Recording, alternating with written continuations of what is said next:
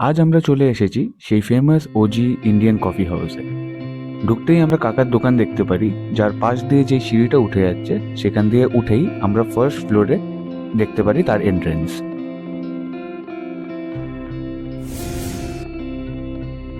ঢুকেই দেখি বেশ ভিড় নিচে, জায়গাই নেই আমাদের বসার।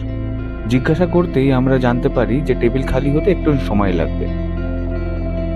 তারপরে আমরা আবার সিঁড়ি দিয়ে উঠে ব্যালকনি সেকশনে চলে গেলাম, যেটা একদম তার উপরে।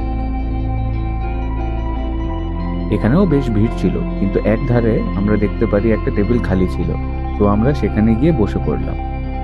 ওপর থেকে ভিউটা দেখতেই পারছেন, বেশ সুন্দর আর অ্যারেঞ্জড রাখা হয় জায়গাটাকে। আমরা বেশ অনেকক্ষণ নিলাম ডিসাইড করতে কি খাবো না খাবো। মেনিউটা দেখতেই পারছেন, ব্যালকনি সেকশনের মেনিউ এটা। বেশ অনেক অপশন ছিল চুজ করার মতো। আমরা ডিসাইড করলাম মাটন কাটলেট আর মাটন আফগানি, তার সাথে আমরা মাটন ফ্রাইড রাইস নেব। আর তারপরে কি অর্ডার করে দিলাম রেগে। দেখতেই পাচ্ছেন বেশ বড় বড় পিস কাটলেটের, আর আফগানি খেতে বেশ সুস্বাদু ছিল। আমরা কাটলেট আর আফগানি খেতে খেতেই চলে আসলো mutton fried rice.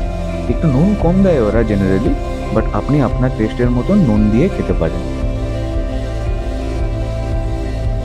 Coffee house থেকে বেরোনোর সময় আপনারা দেখতে পারেন অসংখ্য প্রেমপত্র, অসংখ্য প্রেমিকদের নাম লেখা আছে এই দেওয়ালগুলোতে। কফি হাউসে এসে বেশ ভালোই দিন কাটলো আমাদের, বাট অনেক জিনিস আছে যেটা সত্যি এখন মিসিং লাগে কফি হাউস থেকে, যেটা কফি হাউসকে কফি হাউস বানায়। জানি জিনিস সময়ের সঙ্গে চেঞ্জ হয়, বাট কিছু জিনিস না চেঞ্জ হলেই না হয়। আজকের ব্লগে বাস এইটুকুনি।